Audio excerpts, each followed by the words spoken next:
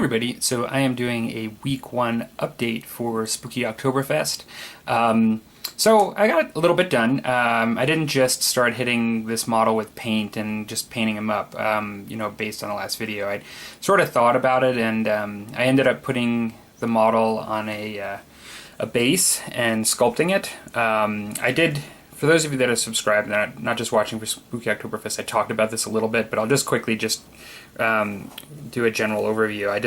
I used some it's milliput on the base and sculpt and used I don't remember the width of this, but it's basically what the Bloodthirster from GW is on.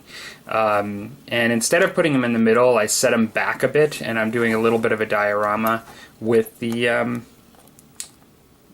base, with some of the extra room that it affords. I've got a Dire Avenger hero here, and I've primed the base and the hero since the last time I did an update. And yeah, I'm really happy with the way this is coming out. So getting on to just sort of new stuff though, I have a painting approach that I sort of took. I'm just going to take this Dire Avenger off. I'm going to paint him separately, and I've got some bits on here that I'll be putting on. I'll just show it real quick before I show the paints that I've started using.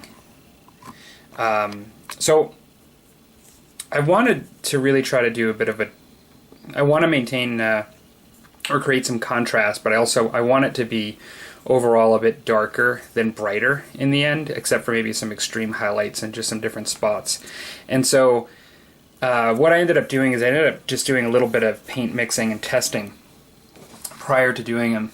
And this is just really rudimentary here, but I started and I did like an actual charred brown over the whole model.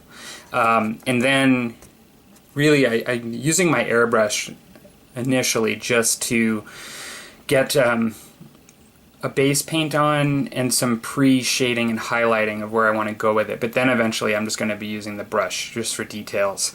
But I did some black red, Vallejo black red, on underneath and above.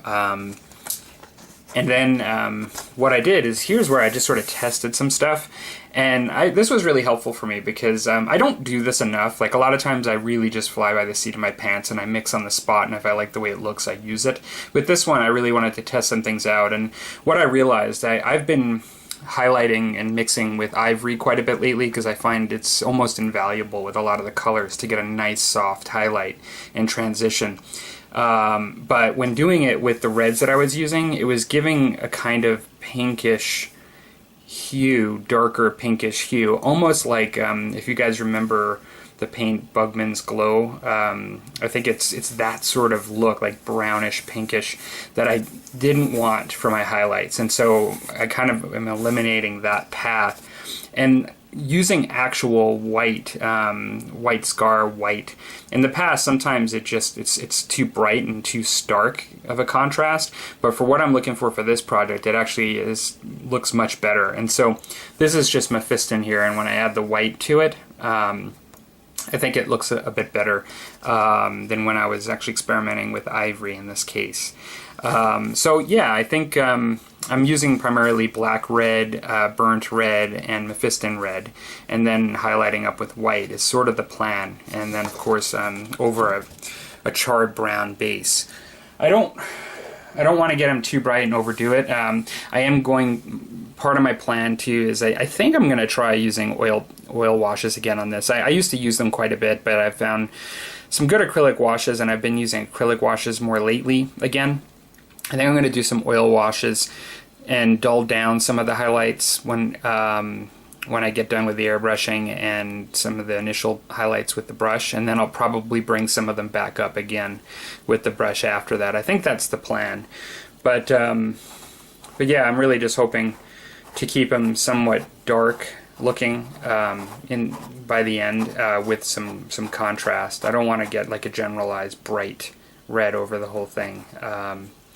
And so yeah, that's kind of what I'm looking at so far. I'm really looking forward to painting this guy up. I love Eldar, and in some ways Like I've got Space Marines I could have thrown on there and have them hack those up, but I really wanted to just paint up an Eldar, and I actually thought, yeah, you know, I'd really like to paint this Dire Avenger, so I'm going to put him on there. And yeah, he's in a fairly compromised position, but at the end of the day, I think it's going to look really cool, so I'm looking forward to that.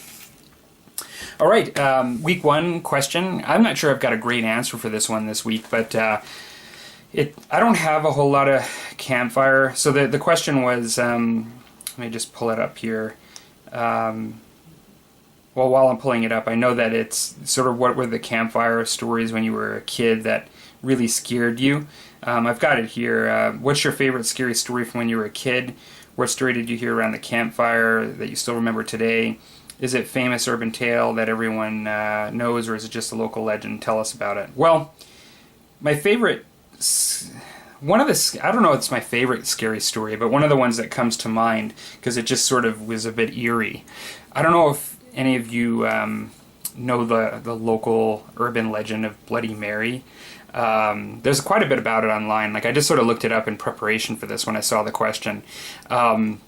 When I was a kid, and I didn't have all the details that they have online here, like I didn't even know it in depth, but when I was a kid, you know, somebody told me, one of my friends, that if you say Bloody Mary like 3 times in front of the mirror in your bathroom, that she'll appear behind you, and she's like all bloodied in the face and everything, like really grotesque looking and stuff. And I just remember that freaking me out a little bit, like the idea that that could even happen and whether I should do it and all that stuff. It was just intriguing. Curiosity kind of killed the cat kind of thing. On this website, I'll just read from it. It says, according to the legend, you have to stand in a bathroom with 1 candle lit and say the name Bloody Mary into the mirror 3 times in a row. It is only the bravest of children who would attempt to do this, because the story says this will summon her ghost. And then it goes on to say all the things that will happen to her if you see her. And I never heard any of this, and I probably did say it at one point, and I probably wouldn't have if I knew half the stuff that it says here. But I don't remember ever not believing it, you know, and so I don't know if I did it. Even if I did, I probably thought I didn't do it right or something. But the whole idea of it kind of was a local legend that sort of freaked me out a bit. Now, if you look online, there's like a lot of speculation around who this Mary is that they're referring to, and you know, whether they have a number of historical figures that they talk about that they believe the legend came from. I think it must have been around a long time. And so that was sort of, I don't know how many of you have heard that too. That was something as a kid that scared me quite a bit. I don't remember a lot of campfire stories, to be honest. Like I did go camping and stuff quite a bit, and I remember hearing them, but none of them like stuck out. One that stood out, you only can use once, because it has a bit of a first-time surprise element. And I remember being away at camp and them saying, you know, kind of saying that, you know, like there was this dark universe, and then like going down and drilling down like dark planet, dark galaxy, dark this, and then finally getting to this like city, you know, to this black box, and then they just shout there's like a pink jelly bean inside, and everybody gets really scared like when they raise their voice, you know. It's just sort of one of these things where it sets it up, and you can only really do it once, and then after that, like, you know, it's coming and it's not scary anymore. But I remember that, and like, you know, it was like kind of one of those things where it was like scary and funny at the same time.